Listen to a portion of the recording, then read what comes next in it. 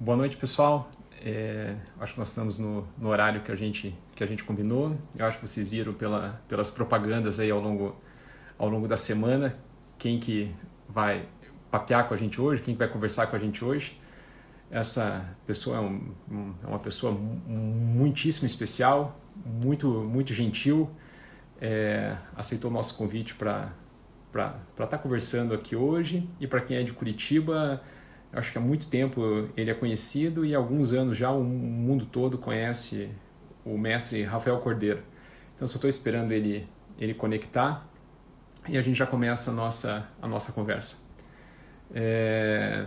Desde já queria agradecer a vocês por estar aqui nos privilegiando.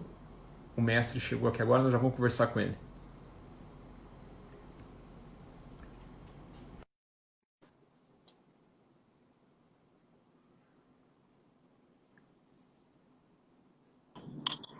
Pá, tudo Mestre beleza, Rafael Bruno? Cordeiro, Como é que você boa tá? no... Tudo tranquilo?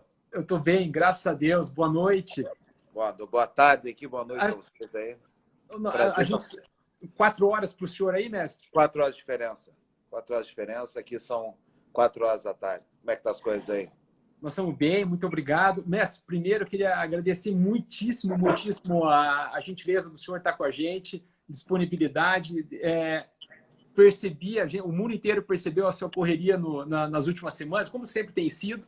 Então, muito obrigado por estar conosco hoje. É um privilégio para a gente ter o senhor aqui hoje conversando conosco, viu, mestre? Muito obrigado. Obrigado pelo carinho, obrigado pelo convite.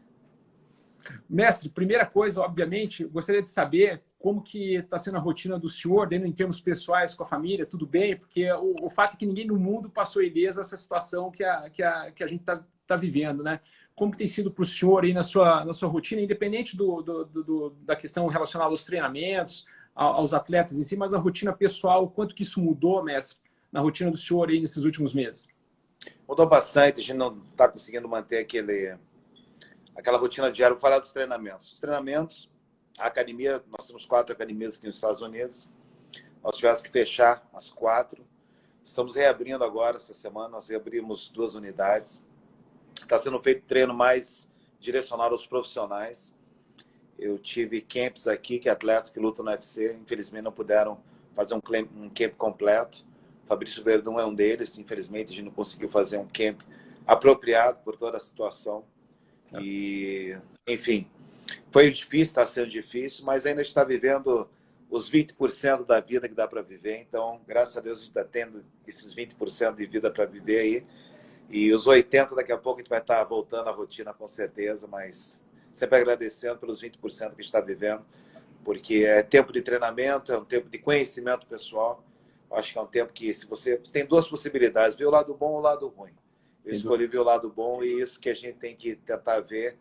E tem grandes coisas pela frente, isso é uma fase que vai passar, não vai ser a primeira nem a última epidemia que a gente vai estar passando, então isso que sirva de treinamento para as próximas que virão. Sem dúvida nenhuma. E obviamente, para a gente ficar claro que os 20% do senhor já é uma coisa absurda, a correria que isso te proporciona, do quanto que isso ocupa, né, professor? Com certeza, eu hoje só estou treinando os profissionais. Essa semana a gente reabriu a academia, na verdade ontem, no pouco a pouco, colocando dividindo ali na medida do possível. A gente não vai conseguir manter todas as academias. Eu acho que a princípio a gente vai conseguir fazer uma grande história de trazer o aluno para a academia. Vai ser muito difícil, tem muita gente que nos Estados Unidos está um pouco assustada ainda de voltar para a academia. Eu acho que a gente vai dividir em alguns estágios essa volta do atleta para a academia, mas eu acho que são barreiras que a gente vai estar transpondo e logo as academias vão estar cheias. A partir do momento que o medo se quebra um pouquinho, que as pessoas tenham consciência de ir para o lugar e se proteger a si, ao outro, ao próximo. Acho que esse tipo de consciência, a partir do momento que as pessoas começarem a tomar, a gente vai começar a reativar aquilo que está parado. Tá certo. Professor, uma curiosidade. Com esse número grande de academias que o senhor acaba coordenando e orientando também de alunos, isso acontece em diferentes estados americanos? Eu pergunto isso porque dessa retomada é diferente de acordo com o estado ou não necessariamente? De acordo com o estado, mais da metade dos estados já estão reabrindo aqui nos Estados Unidos. A Califórnia ainda não. A relação do governador da Califórnia com o presidente é um pouquinho conturbada ali, então eles estão segurando um pouco para abrir a Califórnia. Se reabriram ontem os restaurantes, final de semana reabriu os restaurantes, que já é um grande passo. E a academia ela tá na Califórnia, ela está enquadrada no estágio 3.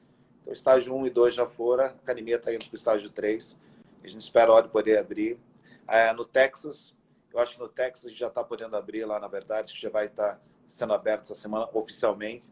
Mas aqui na Califórnia vai ter que ser, pouco a pouco, ainda não vai poder abrir com a estrutura toda. Vai ter que ser dividido por partes, ter mais aulas nas academias. Não poderemos ter grupos grandes na academia. Hoje nós temos horário, mais ou menos uns 10 horários na academia, a gente vai ter que colocar mais horários. Mas são coisas que a gente vai estar se adaptando a essa nova fase da vida e acredito que a gente vai transpor isso aí o mais rápido possível. Não, sem dúvida. Ô, mestre, pensando como experiência, o senhor há muito tempo é francamente reconhecido como um dos melhores técnicos do mundo.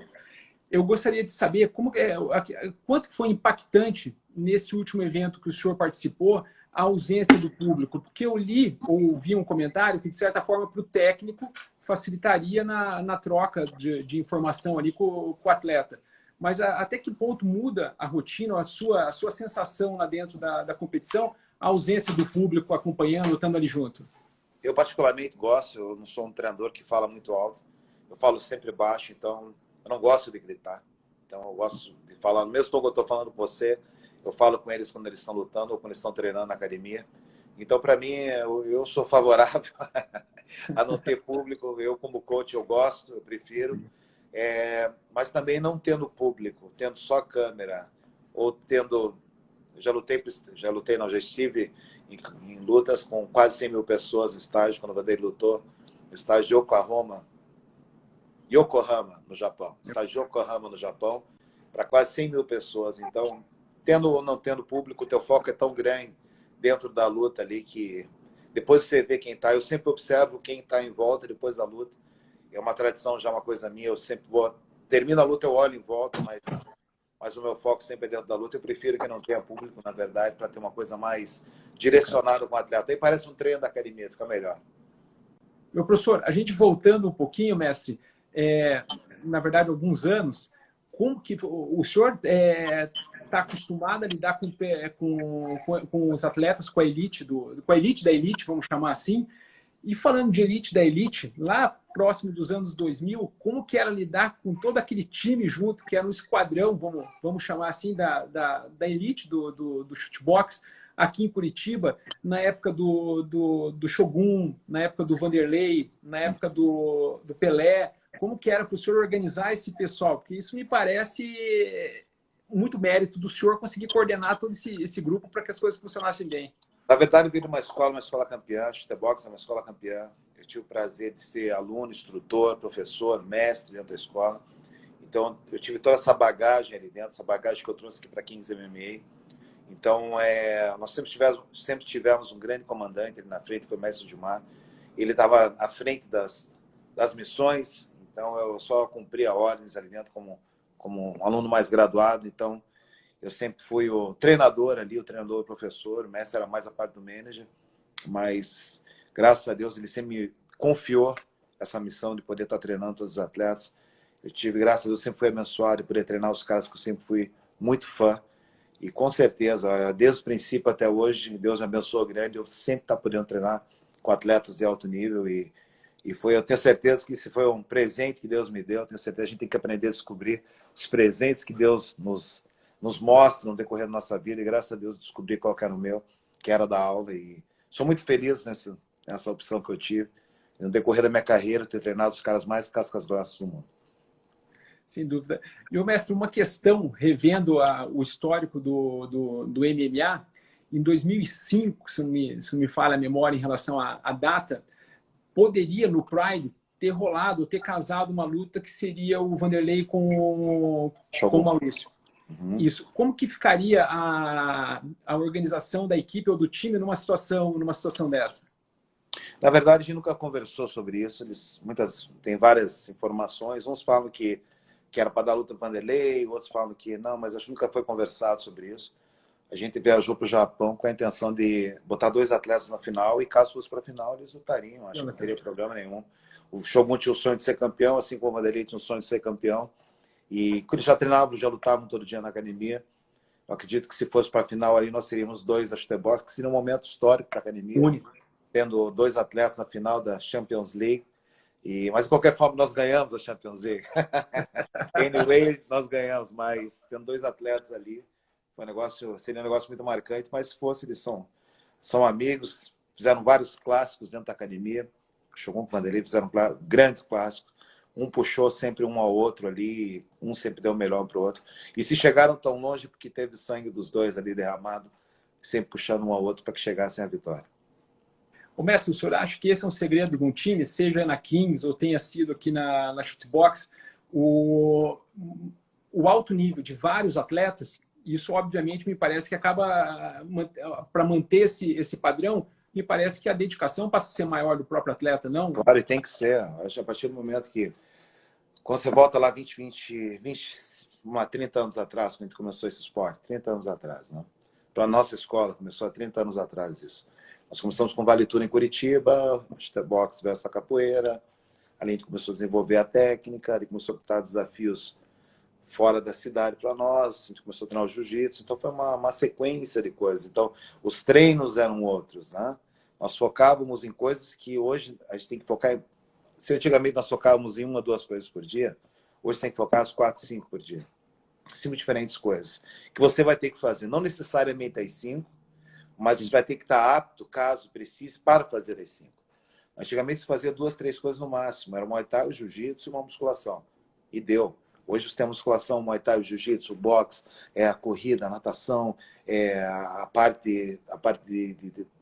toda a parte física, não só ali de levantar peso, mas tu faz testes, você fazer testes, ver como é que está teu sangue, ver o que você tem que trabalhar em cima. Então virou, não é o melhor atleta. Eu sempre costumo falar isso para os meus atletas, meus alunos. No futuro, não serão os melhores lutadores, mas serão os melhores atletas, os vencedores. Então, um conjunto de coisas. Então, quando a gente volta lá 30 anos atrás, eram poucas coisas que nós fazíamos, mas fazíamos bem feito. Hoje, se você tem muito mais coisas para fazer, você tem que fazer bem feito todas as valências. O esporte exige, o esporte precisa que você faça. Você não pode morrer no gás. Você tem que mostrar uma técnica bonita. Você tem que estar apto a defender, você tem que estar apto a atacar. São 15 minutos de luta, mas pode se tornar 30 minutos, 25 minutos, caso seja uma luta de championship, de cinturão, ou um meio evento. Você tem que estar apto àquilo lá. Por quê? Porque você é um atleta profissional. Falando de UFC, você está entre os 700 melhores lutadores do mundo. Tá? Entendi. São 700 lutadores que estão dentro do UFC. A tua finalidade ali é ser os melhores. Você já está ali. Então, para se destacar ali, várias valências vão ter que estar muito bem feitas. Volta para trás, que nós tínhamos muito claro a técnica, mas no decorrer dos anos a gente teve que ir evoluindo nessa parte também. Hoje eu não dou o mesmo treino que eu dava 12 anos atrás, quando eu estava no chutebox. Então, essa minha mudança para os Estados Unidos fez com que eu fizesse treinos diferentes, e essa é a evolução do esporte, na verdade. Ô, mestre, é muito interessante isso que o senhor coloca, porque eu li uma entrevista do senhor, que foi do ano passado, onde o senhor comenta exatamente isso, a diferença dos treinos naquela época e agora, onde o senhor usou uma expressão que o treino passou não era exatamente isso de ser mais inteligente, mas o treino passou a ser mais diferenciado nesse sentido para que o atleta ficasse mais completo. E um dos exemplos que o senhor deu, inclusive, era do treino diário de contato, do sparring diário, desde que ele fosse variado. Então, o atleta treinaria o Muay Thai num dia, o Jiu-Jitsu no outro, exatamente esse ponto que o senhor está colocando, né? Sim, porque se você... exatamente. Hoje a gente não faz mais sparrings todo dia como nós fazíamos antigamente. Antigamente nós fazíamos sparring todo dia. Isso é muita coisa. Você não precisa fazer sparring todo dia, mas você pode fazer uma forma inteligente sparring todo dia. Por exemplo, hoje eu tive um treinamento de manhã na academia, onde nós fizemos uma parte técnica que demorou meia hora no máximo, a parte técnica, e depois aquilo ali é um sparring técnico. Então a gente fez a força na parte da manopla, onde eu coordenei ali, terminou a manopla, eles fazem uma movimentação técnica. Então, houve sparring na manopla. Quando eles vão para a movimentação técnica, a força já foi. Então, que era para ser deliberada na hora da pancada, não já foi ali. Então, quando vai para a técnica, é um sparring técnico. Mesma coisa de jiu-jitsu. A gente faz uma situação ali, forte, às vezes, drills, mas na hora que vai para o jiu-jitsu, rola, vai ser uma coisa mais solta, mas não deixou de ter o sparring. E quando chega no sparring, é na sexta-feira, é o sparring propriamente dito. Mas você já preparou o teu corpo a semana inteira para aquela sexta-feira, onde você sabe que vai ser a luta. É assim como são os eventos. Então, eu procuro manter a rotina do treinamento do atleta até o dia da luta. Então, os nossos atletas, eles treinam até... Os nossos alunos, eu não gosto de falar atleta, os nossos alunos, eles treinam até o dia da luta, que é no sábado. Então, no sexta-feira eles treinam... Sexta-feira não, desculpe. Sexta-feira eles perdem o peso. No sábado da manhã, pela parte da manhã, nós sempre fazemos um treino para quebrar o suor, para lembrar o corpo que a noite tem batalha. Então, na parte da manhã, do dia da luta, sempre na parte da manhã, tem um treinamento. São coisas que a gente adaptou no decorrer da caminhada e, graças a Deus, está tendo um resultado positivo. O mestre, obviamente que o senhor conhece dos seus alunos quais são os pontos fortes deles. E, obviamente, que desenvolve isso e desenvolve aqueles que não são tão fortes assim, os pontos. Na preparação para um camp, por exemplo, como para um evento como o UFC, o quanto que o treino é específico para o oponente. O que eu quero dizer assim, o senhor vai ter um treino que o senhor aplicaria para esse atleta em qualquer condição, e aí, por conta do adversário, o senhor vai ter aquele treino que é específico para esse adversário. Quanto que isso representa? Tem isso? Óbvio. Como que isso funciona? Tem a parte de blindar o corpo, que eu costumo falar que é blindar o corpo, que é a parte técnica, onde o atleta vai estar apto a trabalhar a defesa, o ataque, os contragolpes, o conjunto da obra. E esse conjunto a gente transfere para a hora e para a tática da luta. Então a gente tem o preparar o desenho e depois é só você colocar a moldura e colocar na parede e já vai estar pronto. Então, os atletas eles são preparados para todas as situações e dentro do jogo que nós vamos fazer para bater o nosso adversário, é colocado ali, você vai fazer isso, isso, isso, ele vai fazer isso, vai fazer isso, naquele drill que você trabalhou, você vai trabalhar para isso, isso, isso. Então, todos os atletas eles estão preparados para treinar em todas as condições que apareçam no decorrer da luta. Tudo que a luta mostrar, os atletas, os alunos vão ter que estar preparados para aquilo. E se você for falar, a maior característica dos meus alunos é o coração. Eu costumo falar que eles entram lá para matar ou morrer, sabe? Eles sabem que não é uma brincadeira. Eles entram para definir. Aqui nos Estados Unidos, às vezes é muito difícil arrumar luta para os meninos aqui, meus alunos, não. Mas realmente, vários eventos é difícil arrumar luta para os meninos, porque eles sabem que quando entra lá, o pessoal da Kings Conenda entra para arrepiar mesmo, e isso faz com que os meninos criem cada vez mais confiança dentro da academia, e com certeza eles levam essa confiança para dentro da luta. É uma mentalidade que vai junto, né? Uhum. A gente observa, isso, lógico, eu moro aqui em Curitiba há muito tempo, eu moro aqui desde os meus 10 anos de idade, então para mim não é uma novidade, mas o público feminino e as lutadoras femininas, eu observo que dentro do mundo do MMA e do próprio Muay Thai, o senhor teve um papel nisso obviamente, dá para chamar assim, de ser um facilitador para que a gente tivesse as atletas femininas treinando e lutando. Isso começa com a Cris Cyborg aqui em Curitiba, isso já era um plano do senhor. Como que aconteceu isso da gente ter as mulheres lutando? Na verdade, meu primeiro aluno, eu tive vários alunos decorrer da minha carreira como treinador, tive vários alunos, grandes feras. Tive a Letícia, que era uma competidora muito boa, Letícia, que hoje mora na Bahia, mas foi uma menina que foi a nossa primeira faixa preta ali, da minha geração, que eu formei, que representou a gente muito bem, sempre competições Muay Thai, em boxe. Ela foi morar na Espanha, ficou nos representando lá, foi morar em Tenerife, e sempre nos representou muito bem. Depois veio a Cris. Passados os anos, veio a Cris, que veio a se destacar. Foi uma garota que chegou na academia com uma disposição muito grande. A Cris veio do handebol, já era uma fera no handebol. E quando chegou na academia já tinha uma bagagem, estrutura, uma caixa para aguentar aquele castigo do treino. E passou o tempo, graças a Deus, foi virando, até o ponto de virar a única campeã do mundo em 4 organizações. Aquela garota que chegou na academia treinando só com homens, virou a melhor lutadora do mundo. Então, e virou a primeira atleta a lutar o main event. Nós tínhamos um Storm Samurai, que é um evento que que chegou a ser um dos maiores eventos do Brasil. Depois que saiu o NECA, com certeza o Storm Samurai foi um dos maiores que já teve, e a gente teve a honra de botar a Cris como main event. E foi uma coisa muito bacana, muito legal, ter uma guerreira ali quebrando um preconceito que na época tinha de uma mulher lutando, uma mulher fazendo main event, no maior evento que já teve em Curitiba, com o Círculo Militar, com mais de 5 mil pessoas dentro e mais 1.000 pessoas para fora. Então foi um marco para a história do MMA mundial, a Cris Borg ser a primeira a fazer um main event de MMA. Muito bacana essa história, eu acho muito bacana. Acho importante a gente colocar, porque tem que saber de onde que as coisas vêm, Claro. como surge, Curitiba é um celeiro, Curitiba é um grande celeiro. Eu acho que a gente sempre representou muito bem a Curitiba, a gente botou Curitiba no cenário mundial da luta, que não começou agora, começou lá atrás. Uma geração começou com o Mestre Rudimar, na parte do Muay Thai do MMA, depois veio o Mestre Kang, que era um mestre muito, muito tradicional do Taekwondo em Curitiba, mestre Daniel Lee, então, mestre burguês da capoeira. A gente está puxando uma geração lá de trás, uma geração que veio antes da minha geração. Mas, com certeza, a geração de ouro de Curitiba foi Vanderlei, Rafael, Nilson Castro, Sérgio Cunha, Anderson Silva, Maurício Shogun, Vanderlei. Então, foi uma geração que botou o MMA em alta, porque era um esporte novo. Era um esporte novo. A gente pegou o fio da meada. A gente está falando de uma coisa de quase 30 anos atrás. Mas esses 30 anos foram 30 anos, Curitiba foi lembrado como uma cidade de guerreiros. É a Rússia brasileira. É a Rússia brasileira, que sabe que dali vem casca grossa, mão de porrada. Então, acho que o espírito do curitibano é o espírito de combate. É impressionante quantas academias de Muay Thai nós temos em Curitiba. Nós temos a maior representatividade do Muay Thai no Brasil em Curitiba.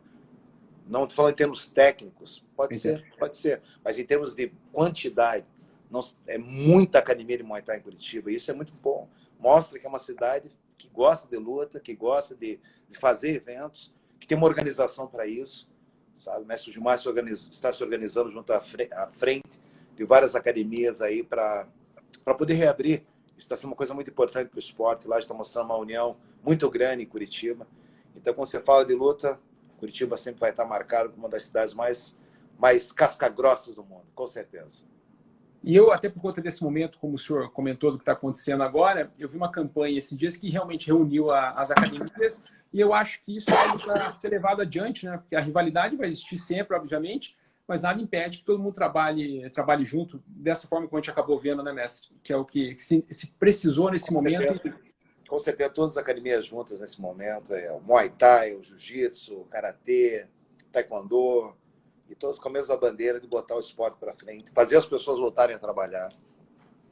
Eu acho que nós temos uma opção agora. Você fica em casa ou você vai trabalhar. Você tem duas opções. E as duas opções, francamente falando, as duas opções estão certas. Você tem o direito de ficar em casa e tem o direito de trabalhar. Eu acho que hoje nós estamos pedindo direito. Eu, como proprietário da academia, como professor, te digo, é o momento das pessoas voltarem a trabalhar. O que eles estão querendo vender é saúde. A academia aberta é saúde. Ninguém está indo buscar contaminação na academia. As pessoas estão indo buscar saúde. Se prepare para isso, vai treinar. Se prepare para isso. Não chega achando que vai mudar algumas coisas. A realidade do mundo lá fora agora está um pouco diferente para aqueles que nunca saíram de casa nesses 45 dias, 50 dias, enfim. Está um pouco diferente, mas a gente vai ter que se adaptar a isso. As academias vão estar adaptadas. A minha academia aqui, a gente se adaptou, nós fizemos as áreas. E a partir disso, mostrando que eles podem voltar aos poucos para a academia. Eu acho que esse trabalho agora de volta para a academia é muito importante. Tem milhares de profissionais hoje que dependem disso para sustentar a sua família. Sabe, eu acho que vamos, esse negócio de stay home, fica em casa, é muito bonito no papel, claro que é, mas não é de todo uma realidade. Vamos falar a verdade. Não é de todo, mas também é uma realidade que a gente vai ter que admitir, que está ali. Então, eu acho que quem quiser ficar em casa, fica em casa, quem quiser trabalhar, vai trabalhar. Acho que é uma questão de equilíbrio nesse momento, né, mestre? Exatamente. Eu tenho acompanhado as postagens do senhor e vi quanto que mudou na estrutura de como serão os treinos agora. Eu acho que é encarar essa nova realidade e trabalhar dentro disso aí, né, mestre? Que é isso que tem que fazer isso, tem que ter calma. Eu acho que a arte marcial ela serve como uma válvula de escape, muitas vezes. Nesse momento, inclusive, várias pessoas... Eu tenho vários alunos aqui na academia que faziam rehab antes de começar a treinar Muay Thai e Jiu-Jitsu. Eram pessoas muito gordas, obesas, que sofriam depressão, assim como eu sofri depressão também. E vi que tinha que estar treinando, que tinha que estar motivado a treinar.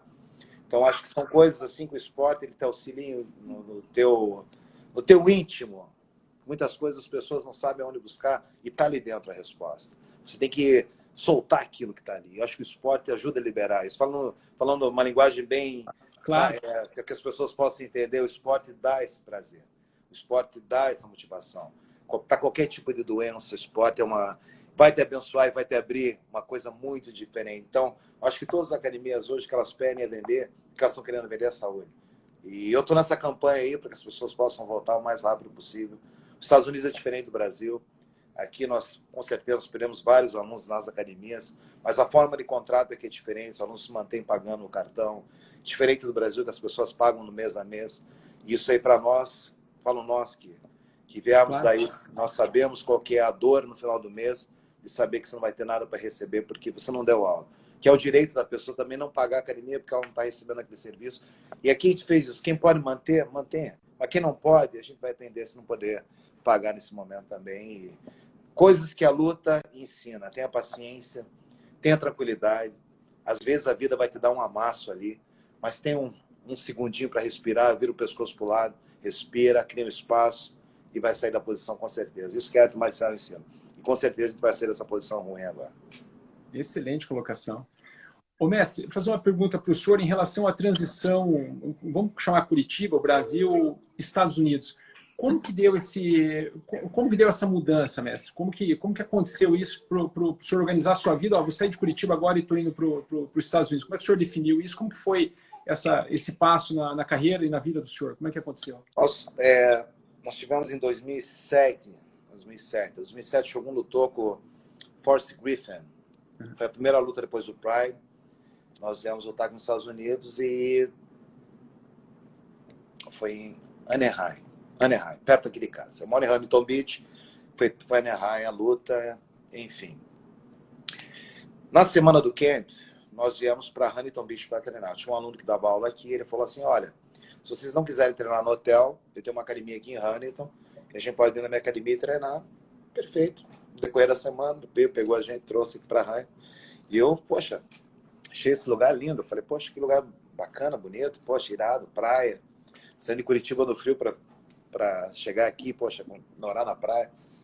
Falei, puta, maneiro, em 2007. Falei, puta, ideia boa de repente, abrir uma academia aqui, né?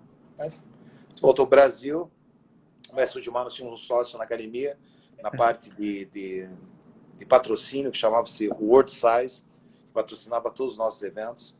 Era o Kiko Vieira. O Kiko falou assim, se vocês quiserem um parceiro lá para os Estados Unidos, eu entro com vocês em parceiro. Começou um ano ali, criar ideias, tal. Chegou no final, infelizmente o Kiko não pôde entrar, porque não seria muito viável para ele naquele momento. Mas a ideia já estava ali, eu já estava na minha cabeça, porque eu ia ser o professor aqui, de qualquer forma. Daí eu falei, puta, mas acho que lá é um bom mercado, eu vou arriscar sozinho. Eu arrisquei, faz 12 anos já que a gente está aqui. Nesse meu arriscar, eu fui 2 vezes coach do ano, que significa ganhar o Oscar de melhor coach no mundo. Vários campeões, 2 dentro do UFC, fora os campeões fora. Então, a decisão ali era mais do que acertar e, às vezes, a gente tem que seguir o nosso instinto. Eu acho que uma coisa que eu sempre quis estar aqui, e quando você junta o desejo, o amor, pelaquilo que você faz, no lugar certo. Eu não fiz nenhuma pesquisa para chegar aqui nos Estados Unidos. Você vê como eu sou abençoado. Deus me botou aqui sem eu fazer uma pesquisa, como a gente tem hoje. Se você olhar 12 anos atrás, você não tinha lá, vamos fazer um research, como é que vai ser, aonde que tem academia, aonde que é. Não, cheguei aqui, gostei do lugar, achei lindo, falei pra minha esposa, ela veio para cá logo depois e tô aqui até hoje. As minhas filhas adoram morar nos Estados Unidos, eu tô com a Serena, que tem 15 anos, eu tenho a Naomi, que tem 19 anos, vai fazer 19 agora, tenho meu filho Rafael Henrique, que mora no Rio de Janeiro, no Brasil, veio para cá, passou um tempo comigo, mas a vida aqui, na verdade, você tem que trabalhar mais. Eu trabalho muito mais aqui do que eu trabalhava no Brasil. E as pessoas criaram uma falsa imagem de quem mora nos Estados Unidos, está rico, está milionário. Que não é meu caso, graças a Deus eu estou. Mas, tô brincando. Que as pessoas estão ricas. Não. Aqui todo mundo trabalha forte, todo mundo tem que trabalhar muito forte. Nada vem de graça. Eu dou muito mais aula aqui do que eu dava no Brasil. E, graças a Deus, Deus está abençoando aí. Várias coisas boas estão acontecendo. Amém.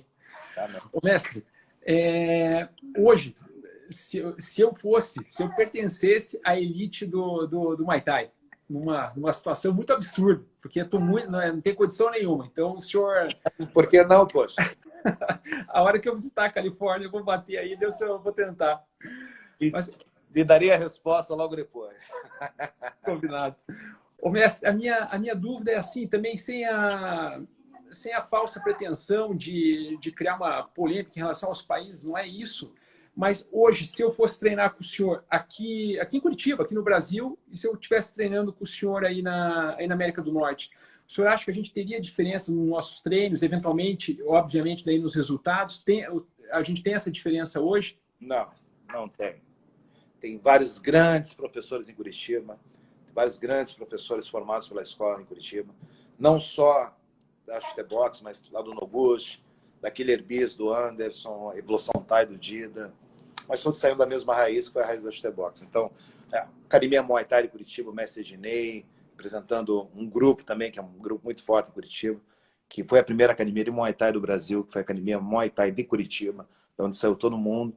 E dessa aí saiu a Chutebox, da Chutebox saiu toda essa galera que a gente está falando. Então, eu acho que a qualidade técnica que se tem em Curitiba, no Brasil, é uma qualidade muito grande. Com certeza que nós temos mais estrutura, mas não qualidade técnica. Né? Qualidade técnica, tinha um professor bom aí, o cara botar lá na Amazônia vai fazer um vídeo bom de porrada, com certeza. Eu entendi. O senhor sabe que, voltando um pouquinho, em 90, 96, 94, eu treinei com o professor, com o mestre, com o Noguchi. Na época, se eu não estiver errado, funcionava próximo à Praça Carlos Gomes. Sim. E depois, quando eu voltei da residência médica em oncologia, era muito próximo para a minha academia do Maurício Shogun. Aí eu voltei a treinar uma época, eu sempre gostei, fui admirador. Então, esse apreço que o senhor tem por eles, essa admiração é minha também, obviamente. São pessoas que eu vi crescendo, são meninos que chegaram meninos na academia e viraram grandes homens. Sabe? Representaram muito bem a nossa escola, representaram muito bem Curitiba no decorrer da caminhada. E o Shogun é um deles, com certeza. O guri de ouro, ele que eu tenho um carinho muito grande. E com certeza, acho que quando a gente fala de representatividade, Curitiba representa tudo de melhor, coração, sabe que é um povo que não desiste.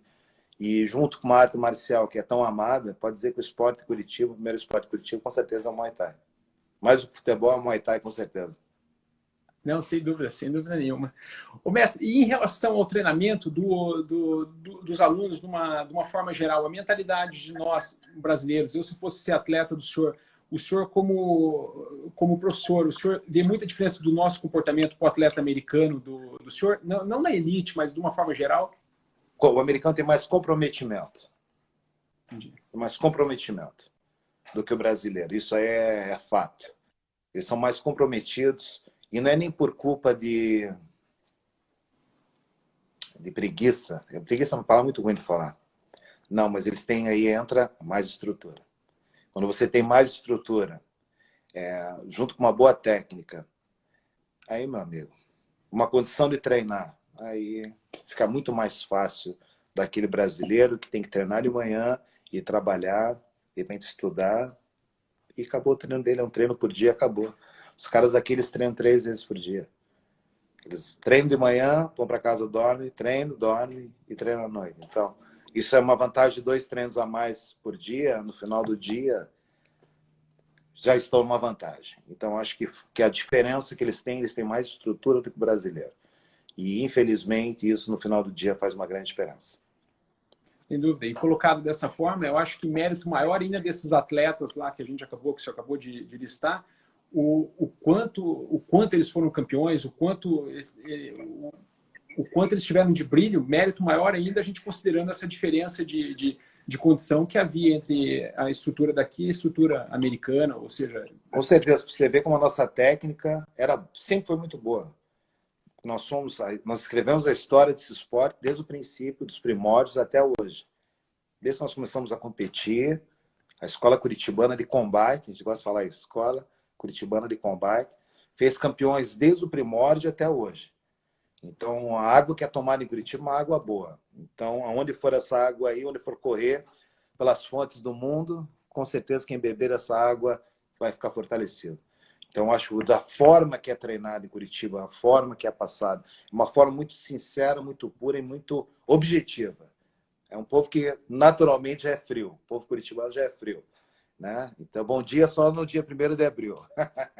Sem Porque dúvida. sabe que é o dia da mentira. Então, bom dia. Tô brincando, não é assim. É assim, sim.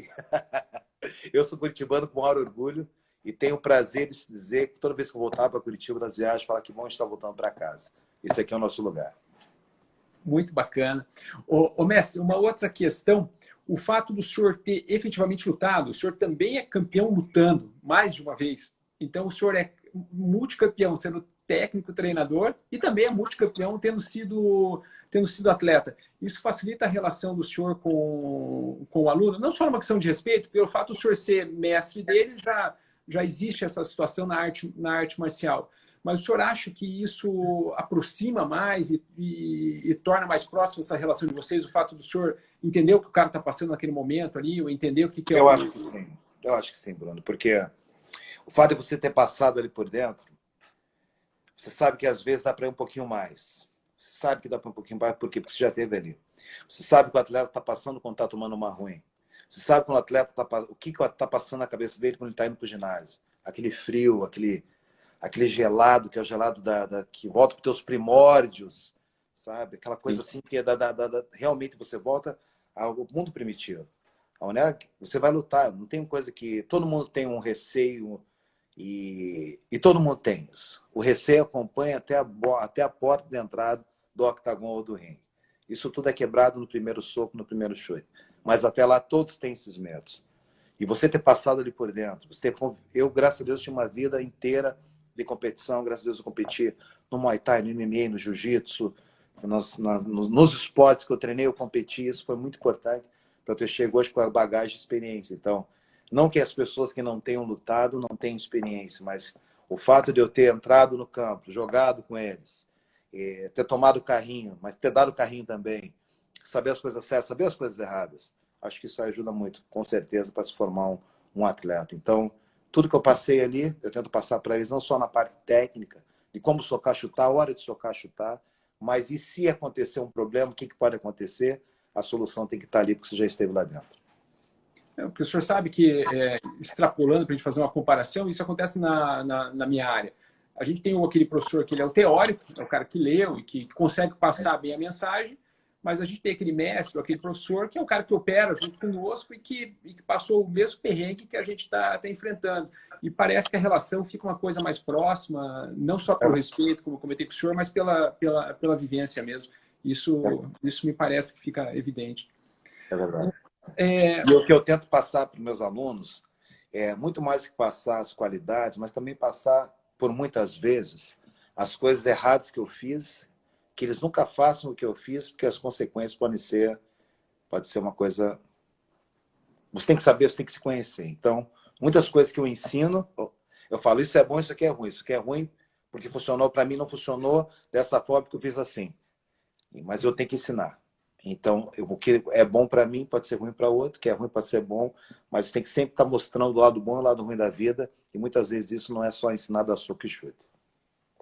Entendi. Que fica essa mensagem para todo mundo, né? Obviamente. Ô, mestre, deixa eu fazer uma pergunta para o senhor em termos de... Lógico, na carreira do senhor é um pouco diferente isso, porque se a gente vai perguntar qual que é o ponto alto, vai ter ponto alto mensal aí, graças a Deus. O senhor falou, a mudança para os Estados Unidos foi assim, o senhor se sente abençoado por isso, o tempo que viveu em Curitiba foi assim também, continua sendo, se voltar onde o senhor quer que esteja. Mas em relação ao MMA nosso, ao MMA brasileiro, o senhor acha que a luta do Verdun, por exemplo, com o Russo, foi um dos pontos altos do que a gente imaginava que um dia pudesse acontecer, a vitória do Verdun contra o Fedor? Fedor, até aquele momento foi. Com certeza, até aquele momento foi. E essa foi uma das vitórias mais importantes da academia. Com certeza. Na história do Verdun e na história da academia. Com certeza, foi um dos maiores momentos que a gente viveu. E mostrou ali realmente o Verdun. Ele pode receber esse patamar do melhor peso pesado do mundo, por ele ter batido os melhores caras do mundo. Bateu o Fedor, bateu o Minotauro, poxa, bateu o Caim Velasquez. Olha, são caras que dominaram o mundo por muito tempo. O Verdun foi lá e finalizou os três. Então mostra a capacidade desse gaúcho e coloco com certeza ele no patamar de lenda né, dentro desse esporte. Eu acho que tudo que a gente está falando aqui agora, todo esse conceito de luta, se baseia nisso aí, de você ter o discernimento de que aquele é o momento. O que a gente viveu foi um momento muito grande, mas como o Bernardinho falou, em cima de qualquer vitória e qualquer derrota, você tem 12 horas para comemorar. Depois disso, foca na próxima. Quando o Verdun ganhou a luta do Fedor, eu falei, ó, sensacional, campeão, puta que pariu, arrebentou o cara era o cara, 10 anos se perder, tal. Mas amanhã nós temos que vencer essa luta. A próxima luta sempre vai ser sempre a luta mais importante. Se o Verdun tivesse vivido aquele momento da luta do Fedor até hoje, ele não teria sido campeão do UFC, ele teria sido campeão até aquele momento do Fedor. Mas o bacana foi que no dia depois, ele já sabia que ele teria uma coisa muito grande para frente, que se chamava legado e dinastia. Você tem que deixar o teu legado aqui. E não pode se prender no que ficou no passado. Eu, com certeza, fui campeão de Muay Thai, eu fui campeão de MMA, eu fui coach, 2 vezes coach do ano, mas o meu foco agora é ganhar mais uma vez o coach do ano. Então, tudo que eu fiz agora, 2 vezes coach, porra, isso é uma coisa muito grande. Você ser 2 vezes eleito coach do ano é uma coisa muito grande, mas já foi. Eu quero ser o tri, eu quero o tri. Como é que faz para chegar no tri?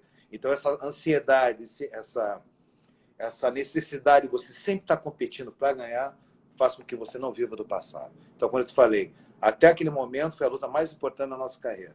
Depois virou a do Fedor a mais importante.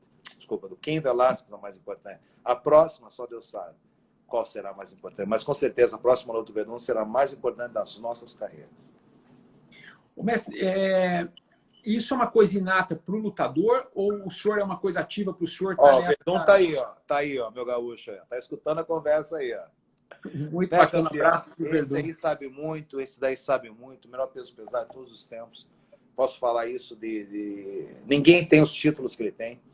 Você ser campeão do Abu Dhabi, que é a maior competição de grappling no mundo. Você ser campeão do IBJJ, que é a maior confederação, que é a Confederação de Jiu-Jitsu, Mundial de Jiu-Jitsu. Você ser campeão ali, você ser campeão do UFC, meu amigo. Poxa, hoje se ele parasse, hoje ele parava com todas as honras e de um campeão, sabe? Que ninguém apaga a história desse campeão aí. E eu fico muito feliz. Quando mudei para cá, o Gaúcho mudou para cá. A gente está fazendo esse trabalho junto faz muitos anos. Ele é um pilar que nós temos dentro da Kings MMA.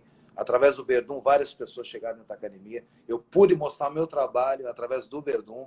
Olha que beleza, cara. O cara que chegou aqui como um jiu-jiteiro, campeão mundial de jiu-jitsu, o cara virar um nocauteador. Então, acho que, poxa, o orgulho que eu tenho dele é um orgulho muito grande. Isso aí é parceiro até o final e a história dele é muito grande. Tem grandes coisas vão acontecer na vida desse gaúcho. Sabe? Por onde ele vai, ele sempre leva energia, ele leva luz.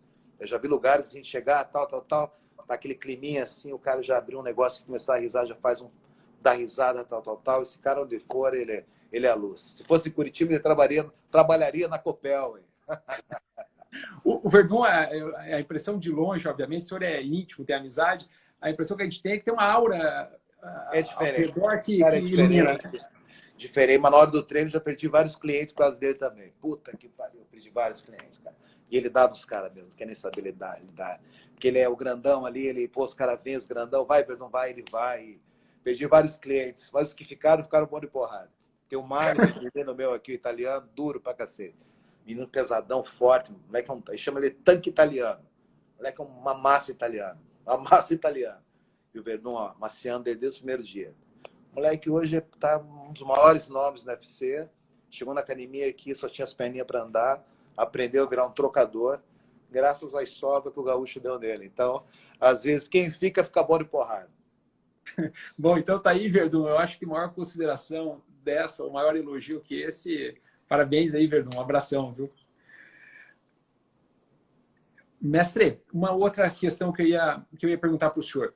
O senhor acabou de contar dessa questão que era o Verdun acordar no dia seguinte e saber, já pensar o que ele faria lá, e até mais do que ele faria, saber a responsabilidade que foi vencer a noite anterior, vencer a luta anterior. Aonde que entra o senhor nisso de manter, de estimular essa competitividade, para ele manter isso aceso, vamos chamar assim? Porque como o senhor falou, ele podia, finalizei o Fedor, não quero mais nada, acabou a lenda, eu finalizei, venci.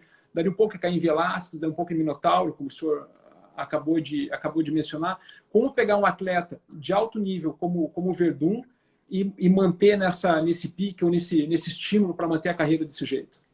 Se nós tivéssemos parado aquele momento com a vitória do Federer, ele não teria chegado tão longe. Ele sabia que depois daquilo ali, aquela vitória do Federer seria um novo começo desse evento, porque o Strike Force estava sendo vendido naquela época, o Verdun já estava indo para o UFC. Então, nossa história, bateu o Federer, foi muito legal, bacana, mas já tinha uma nova história, entrar no UFC, a retomada do UFC.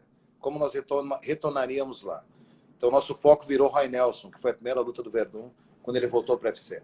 Então, deixou de ser o Federer, foi muito legal, a história é legal, irado, mas agora a gente tem essa história. Vamos voltar bem para o UFC. E voltou muito bem, graças a Deus.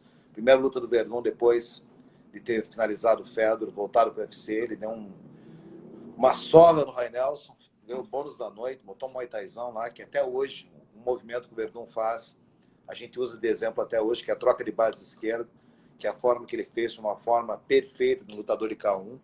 E até hoje a gente fala disso, virou um modelo de treino, isso aí, na verdade.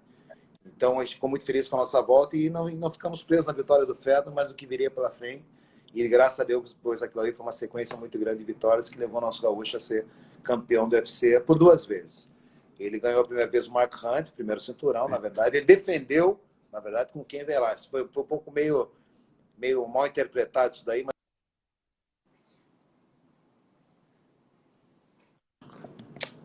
o gordinho lá com o K1, com o Mark Hunt. Teve a luta com o Mark Hunt, que foi a primeira disputa, onde o Cain Velasquez não pôde competir. O Verdun ganhou a primeira disputa de cinturão. Aí teve a primeira defesa, que no caso daí foi com o Cain Velasquez. O Verdun daí, né, fez a sua primeira defesa de cinturão ganhando o Velasquez. Então, eu acho que foi uma consagração. Mostrou que se cair no chão ele pega e se ficar de pé ele pode nocautear qualquer um. Excelente. Casca grossa demais, né? Casca grossa demais. Mestre, a gente voltando um pouquinho antes dessa fase UFC, por exemplo, momentos marcantes que o senhor se recorde do Japão, das competições no Japão. Porque para a gente que cresceu ouvindo ou tentando treinar ou fazendo Muay Thai, por exemplo, os eventos do Japão era o ponto alto da nossa semana ou do nosso ano. Como que isso aí era para o senhor que estava lá vivendo isso? Era muito intenso. Nossa, eu fui 52 vezes para o Japão. Em toda a minha 52 vezes para o Japão, acho que foi um marco, né, na minha vida. Em todos os sentidos, né? Passar todos os finais de ano, por anos ali, final de ano no Japão. O evento principal era dia 31 de dezembro. Então a gente sempre passava o final de ano, a virada de ano no Japão. E foi um momento muito legal nas nossas vidas. Mostrou uma unidade muito grande no nosso time. Uma unidade que levou a vários cinturões ali dentro, várias vitórias, né? Foi a escola com mais vitórias dentro do Pride, no maior evento do mundo. Então, acho que foram momentos assim que, se eu for te falar posso falar do Vanderlei com o Quinton Jackson, número 1 e 2. Posso falar do Shogun contra o Arona, que foi uma coisa da rivalidade com a BTT, que foi uma coisa sensacional. Não tivemos a vitória, mas a luta do Arona com o Paulão, do Paulão com o Ninja, foi uma guerra, foi muito legal. Perdemos, mas houve o combate. Então, até os confrontos onde nós não tivemos uma vitória, teve uma vitória. Que a vitória está ali representando a academia. Nós não saímos com a vitória com o braço erguido, mas saímos com outro tipo de vitória, que era a vitória do time, que está ali para ter a peleja, para pelear até o final. Acho que o grande ensinamento do Japão, na terra do samurai, é que quando a gente chegava ali, as pessoas sabiam, chutebox chegou, agora o bicho vai pegar. E dentro disso, nós fizemos uma história de nocautes, onde essa luta que eu te falo, do Quinton com o Vanderlei foi um clássico, o Shogun com o Vanderlei, o Shogun com o Quinton também foi outro clássico. Então foram lutas marcantes que marcaram a história de uma academia e de grandes lutadores no Japão. Não, sem dúvida. Ô, mestre, a gente comentando agora, a gente já percebe que desde o início o quanto que essa ânsia do senhor para estar fazendo as coisas, para estar envolvido, para estar desenvolvendo. Isso a gente observa que o senhor já era campeão aqui, continua sendo campeão aí, está sempre em busca de... Como que se deu? Estou perguntando isso agora porque o pessoal tá fazendo a pergunta aqui. Como que se deu agora essa condição do senhor estar acompanhando o Mike Tyson nos treinos dele, nesse suposto retorno dele? Como que foi isso para o senhor? Como que acabou acontecendo? Está sendo muito legal, uma experiência muito grande, uma experiência muito diferente na minha carreira de treinador, né? Hoje tenho a oportunidade de treinar com um ídolo do boxe. Está sendo uma coisa muito legal. Eu já conheço ele há muito tempo. Nós sempre tivemos um bom relacionamento. Não assim de treinamento, mas sempre tivemos relacionamento, através do Verdun. Eu conheço o manager do Rob, e com isso já fui para a Tailândia com eles para gravar um filme. O Verdun estava gravando um filme com o Van Damme e com o Tyson. Nós tivemos a oportunidade de ir para a Tailândia todos juntos e se criou um vínculo ali. E um belo dia, no domingo, recebi a ligação do Rob, que é o manager do Mike. Perguntou se eu podia fazer uma escolinha para ele. Falei que claro. A gente está até hoje fazendo esse trabalho. Está na Flórida agora, mas provavelmente ele vai estar retomando semana que vem. E está sendo uma experiência muito legal. Uma coisa diferente. Vocês treinar o ídolo máximo de várias gerações. Isso é uma coisa muito marcante. Com certeza está sendo muito bacana essa experiência. Sem dúvida nenhuma. Mestre, mais uma questão também em relação ao programa de treinamento dos alunos e mesmo dos profissionais. O quanto que fica ao cargo do senhor estar procurando novas técnicas ou procurando novas modalidades de treinamento para a gente pensar nessa questão de manter sempre a evolução? Porque o que me parece que mudou muito a forma de lutar, o senhor já colocou isso, a forma até do atleta. Mas como que o senhor faz isso? Eu vou para a Tailândia, eu descubro alguma coisa diferente? Ou como que o senhor faz isso? Eu sou um cara que analiso bastante as lutas, eu gosto de analisar bastante os meus alunos, o que eles fazem certo, o que eles fazem errado. Por isso que eu gosto que eles tenham uma constância de luta, porque através das lutas eu vou ter uma noção do que eu tenho que trabalhar com eles. Eu não posso analisar um atleta se não boto ele no combate, eu tenho que botar ele na água quente para ver como que ele vai reagir. E isso é importante. O que eu gosto de fazer, eu gosto de estudar todos os atletas que competem em alto nível e através disso os treinamentos são baseados nas coisas certas e erradas que eles fazem, mas o meu foco sempre é voltado para os meus atletas. Aquilo que eles estão fazendo bem, a gente faz um pouquinho mais. Aquilo que está errado, a gente vai fazer muitas vezes. Então, eu foco mais nos meus atletas, eu nunca foco muito nos outros, eu foco nos meus atletas. Cada um tem a sua individualidade. O Verdun eu treino de um jeito, o Ben eu treino de outro. A técnica é colocada de formas diferentes. Eu não posso treinar um atleta falando só uma língua, né? Então, cada um eu falo uma língua e isso faz uma diferença no final do dia. O resultado, graças a Deus, está aí. Nós somos uma academia com os melhores rankings dentro desse esporte. Academia número 3, entre as 3 academias do mundo. Academia que, graças a Deus, hoje chega e entra em qualquer lugar, em qualquer competição. E tudo isso saiu da base da disciplina, do respeito, que é aquilo que a gente prega no Kings. Muitos atletas profissionais chegaram atletas na academia e viraram alunos. Que isso que é a diferença do MMA para a arte marcial. Na Kings MMA, você vai entrar ali, você vai aprender arte marcial, respeitar, ter disciplina, saber que tem horário. Não é porque você é um atleta profissional que você vai chegar ao horário que você quer. Não. Você quer isso, vai treinar em outra academia. Nossa academia tem horário para chegar, ajudar a limpar o tatame. Isso é uma coisa básica, que já vi vários campeões do UFC limpando o tatame depois do treinamento. Isso aí humaniza. Eu estou aqui para humanizar essas estrelas. Eles sabem que aqui dentro da nossa academia não tem estrela, aqui você tem que se doar. Você é mais um campeão aqui que tem um sonho, assim como todos têm um sonho. Se você bota todo mundo para viver o teu sonho, você vai virar um campeão, mas viva o sonho dos teus também. Né? Porque aonde estiver o teu coração, ali estará o teu tesouro. Essa é a minha mensagem que eu tenho para vocês.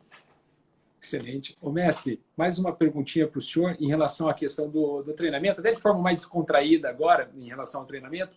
O que é mais fácil para o senhor ou mais difícil?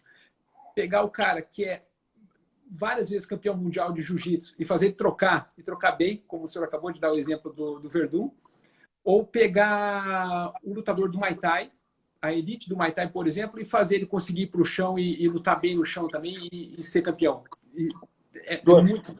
Duas formas diferentes de treinar, mas eu gosto dessas duas formas. Eu gosto do cascudo, que já fez bastante luta de Muay Thai, mas ainda não tem aquele desenvolvimento tão grande técnico no jiu-jitsu. Eu gosto daquele cara do jiu-jitsu brabo, que tem um coração que Deus o livre, que não desenvolveu ainda aquela parte em pé. Essas duas valências para trabalhar são excelentes, que uma completa a outra. E a gente está aqui para completar as duas. Então a gente sabe como encher esses dois copos. E é o que a gente tem visto aí com os resultados do senhor, obviamente, ao longo de tantos anos. Né? Graças a Deus, sempre fui cercado de grandes pessoas. Por exemplo, o Verdun, sempre com o Felipe, sempre com o Cobrinha, o Barral, o professor Ricardo. Então, a gente sempre teve um time muito grande em volta, sabe? Isso faz uma diferença no decorrer do dia. Com certeza, eu sou o nome que as pessoas mais... o rosto que as pessoas mais veem ali. Mas, graças a Deus, eu tenho um time muito grande atrás, que sabe como trabalhar, sabe como eu trabalho. Eu não gosto de pessoas que se acertem dos meus atletas, vendendo um grilo. Uma informação, às vezes, negativa, pode acabar com o camp. Então, todas as pessoas que estão na academia são pessoas que eu confio, que vão estar falando exatamente a coisa que eu estou falando. Por quê? Porque no final do dia, o teu atleta tem que chegar lá com a mentalidade que ele vai matar ou morrer, mas ele vai estar bem. Ele não pode chegar com grilo e com dúvida. E eu não gosto que os meus atletas se seguem de pessoas que tenham dúvidas. Porque tudo que você fez, os anos de trabalho na cabeça da pessoa, botando que a pessoa pode vencer qualquer um, de repente puta, mas será que você está bem? Acabou. Então, acho que o meu grande trabalho aqui é manter a energia da academia sempre com a melhor atmosfera, por ser um esporte muito forte, não é um esporte muito agradável, trocar soco e chute. Alguns gostam, outros não. Não é um esporte muito agradável, mas a tua mente, teu corpo tem que estar canalizado na mesma direção. E para isso, qualquer tipo de energia negativa tem que ficar para fora da academia. E, mestre, e essa mensagem ela vale tanto para o atleta amador, que seria um exemplo no meu caso, quanto para o profissional, que é o que o senhor acabou de colocar, né? É indistinto, né? E é a vida. Na verdade, o que eu estou passando é a vida. E a gente tem que ser cercado de pessoas que nos levantem e não pessoas que botem em dúvida. E isso é que a arte marcial ensina, foi isso que eu aprendi no decorrer dos meus 35 anos de arte marcial. Bem, mestre Rafael Cordeiro, eu já roubei o senhor um pouquinho a mais até do que havia sido previsto. Mas, mestre, eu queria novamente agradecer o senhor. Antes disso, queria agradecer o pessoal que acompanhou, queria agradecer os seus amigos, alunos e ex-alunos que estão aí acompanhando. Isso é mérito do senhor, é por conta do senhor essa... E o teu trabalho também, Bruno. Você está fazendo um excelente trabalho. Acho que essas lives que você está fazendo são engrandecedoras para todo mundo. É uma linguagem que as pessoas vão entender quando a gente fala assim. Você fala uma linguagem muito técnica, que é complicada, mas é uma linguagem muito clara. E no final do dia, você sabe que o corpo e a mente têm que estar juntos. O corpo e a mente têm que estar juntos, a gente não tem nada nessa vida. Estou muito agradecido ao senhor, obrigado mesmo, obrigado por ter separado esse tempo, até por conta dessa agenda do senhor, que a gente realmente sabe como é.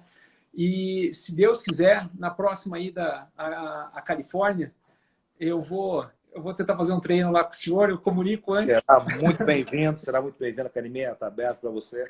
Eu costumo falar onde tem uma Kings, ali é como se fosse um consulado brasileiro em qualquer parte do mundo.